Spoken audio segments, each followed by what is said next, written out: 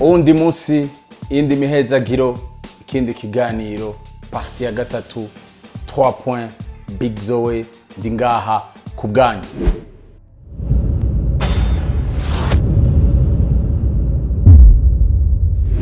Tuvuga basket ndabizi partie ya mbere twavuze un peu plus ku mashuti nibiki muguru umunsi uraza kuvuga kuri action iryoshe cyane iba muri basket, bamwe bita smash abandi bita dunk abandi bita mu buryo butandukanye. Ego uno munsi tuza bon muri NBA muri Amerika barafise umuco mwiza bagira rimwe mu mwaka bagaselectiona abakinyi bakazi bo muri East nabo muri West bakagira match yitwa All Star Game. Ego ikiba muri weekend imwe donc weekend yose bayitwa All Star Weekend, harabamwo bajya nyine bamaze imyaka muri NBA baba star bari hejuru, hakabamwo n'abajene cyita rookie game babari abajene bagishika muri NBA baza nko muri no mwaka rookie game abantu bashazo bashuhiye kubona Zion Williamson. Rero shaka kuvuga kuri All Star Game imwe yabaye mwo concours de match cyangwa slam dunk contest. Kuva histoire ya concours de match tanguye slam dunk contest nko bayita hari himwe yari yaragiye mu mateka yari yahuje cyane Michael Jeffrey Jordan hamwe na Dominic Wilkins. Jordan ndabizi abantu baramuzi, hamutobuze Jordan harageze kuja kuryama. Dominic Wilkins abantu benshi ntibamuzi mbwa ko baravye slam dunk contest ya 2005 hariho umupeti yitwa Josh Smith yarakubise dunk nziza yambaye ijezi ya Dominic Wilkins. Ego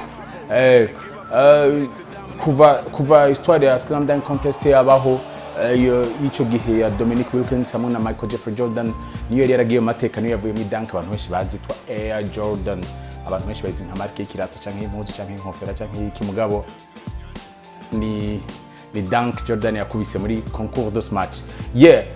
No munsi tuza gusubira kiganiro cyacu murabizi turakunda gusubira muri kahise cyane. Uno munsi dusubira muri kahise bing le 12 février 2000.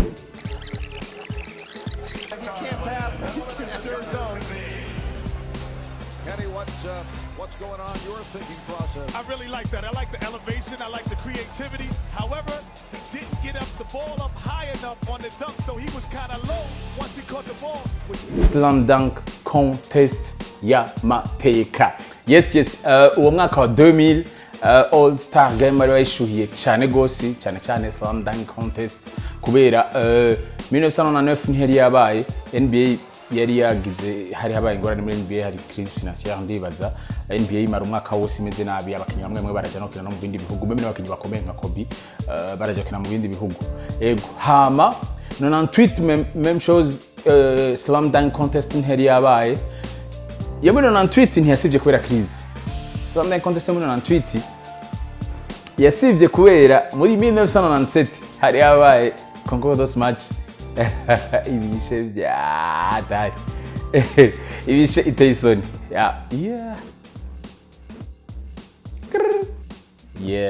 jiwazi amatara aracitse murambona aragatara kabakase kuzi nyozo ko yakonesha mu amatara aracitse mukanya amatara azoba yagatse murabizi ibintu nziza cyane turasha tugaruka mu ganiro cyacu slam dunk contest 2000 baby amatara raje 3 points turabandanya ntubandanye.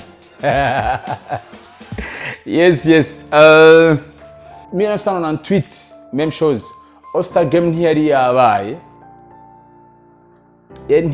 kubera yari yabaye muri 1997 hari yabaye concours de match. No, pas All Star Game. All Star Game yari yabaye muri 1998 muga nta concours de match nta slam dunk contest yari irimo. Slam dunk contest yari irimo kubera slam dunk contest ya 1997 yari yabaye yari ibishe cyane gose. Namwe ni mirabiri. Arabangiyo dunk ya Charles Finlay yari teye ubwoba amadanki nyine ubona yuko araho nyene ntuze. Bon, naho uwo mwaka concours de match yatwawe n'umuntu twemera the GOAT Kobe Bryant. Bon, achari ama discussion kwa the GOAT ari Michael Jeffrey Jordan, ko ari LeBron James, ko ari Kobe. Mugabo bon, numbateza bari abagaburi.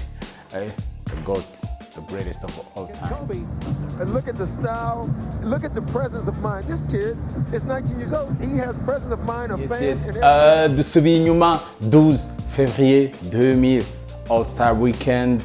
Icyari gishubiye kuruta ibindi bintu byose yari retour ya Slam Dunk Contest. Uwo mwaka abadankeri bari barindiriwe kuruta abandi bose yari Vince Carter, Tracy McGrady entre n'abakuze na Vince Carter, yari Steve Francis, yari Jerry Stackhouse, yari Larry Hughes, undi yari Ricky Davis. Concours de ce match uwo mwaka benshi bari barindiriye cyane gose. Competition iratanguye. Shaquille O'Neal, Kevin Garnett, ntibari bazi ko baje kuraba concours de ce match igiye kwinjira mu mateka. Dunk ya mbere ya Tracy McGrady, reverse iteye ubwoba gose. Wow, public. Steve Francis defense na detente biteye ubwoba. Dunk ya kabiri ya Steve Francis na detente biteye ubwoba cyane. Wow. Aha. Dunk ya mbere ya Vince Carter. Bose bari bayirindiriye. Barabizi ko agira ikintu cy'amateka.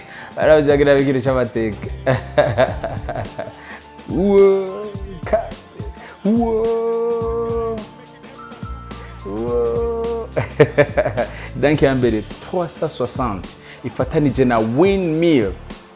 Raba Shaka rubiwe. Mutombo arumiwe arataritse ibiganza, aratazira imana y'abadankeri Vince Carter. Kevin Garnett ngene yumiwe. Real naraguye hasi arumiwe. Oh my god. 3-6 fatanye na windmill. Wow. Kevin Garnett ariritse Chris Webber. Chris Webber asibiye kuri Kevin Garnett. Oh my god. Dunk ikurikira ni ya Jerry Stackhouse, agaturasa santi nyene kinya tu Ricky Davis. Umunsi byari bikaze. 360 dunk ya Carter 360 ya Sesh. Mama. T-Mac.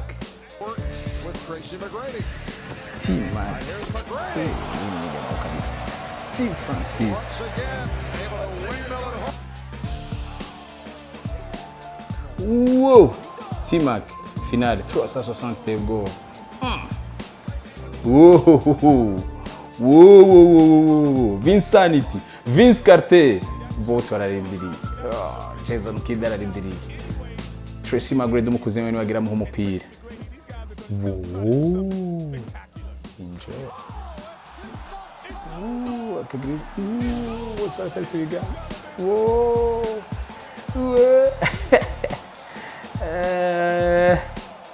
Akagrife ka Usain Bolt twabonye ko yagakwiye kwa Vince Carter ako. Finale dunk ya mbere ni ya Steve Francis. Wow. Ya kabiri T-Mac. Bakoze dunk ya kwa gusa. Vince Carter.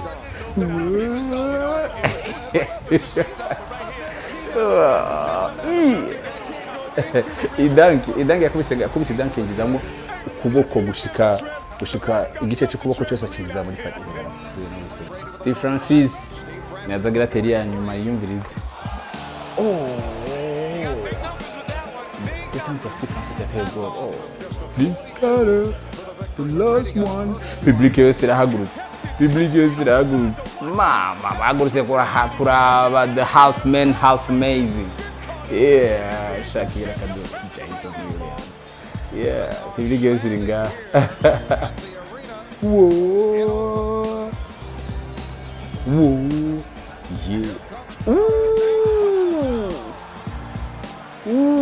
Yeah. Jordan n'amaboko abiri. Uga Jordan yavuye kure gato. Yeah. Whoa. Nice. My God.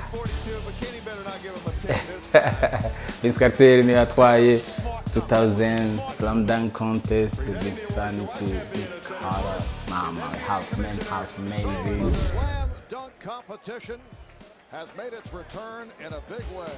The early line favorite, Vince Carter. Woo!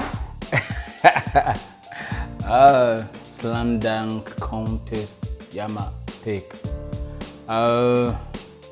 En tout cas, non seulement ko yari kumbuwe mugabo na slam dunk contest nk'iyo ntibari bitenze ko ari gishikiba. Vince Carter arangyohera ndamukunda cyane kuko n'inyuma yo concours match no ma match yabandanije tera amadank ateye ubwoba. Hari amadank yo amwe mu match urabo kavuga uti ateye ubwoba cyane. Bamwe baravuga yuko concours match yabaye yarimo Gordon hamwe na Zach Lavine ko zahatswe kwegereza 2000 ya Carter na Tracy. Bon, nari nakwisa amadank meza ateye ubwoba cyane. Cyane Zach Lavine. Lavine yateye ubwoba amadank yakubise. Ego. Nashaka juste duherahereze kuri no action. Yari Jeux Olympiques États-Unis na France. Hano mwarabiteze. Ubufaransa bwari bufise umukinyi mure cyane gose. Kuri defense bose bavuga ati aza kwateye ubwoba, nta muntu aza kumurengana, aza kwateye ubwoba. Vince Carter yamutereye ko smash amuciye hejuru. Smash amuciye hejuru. Just mukurangiza ikiganiro cyacu. Ikintu ntababwiye gusa n'ikimwe. Ingene uwo mujero w'Ubufaransa yareha. Icyo ndabahaye. Mutohoze ingene yareha. Hanyuma muri commentaire umwe wese agire commentaire atubwire ingene umukinyi w'Ubufaransa yareha. N'ingene yitwa.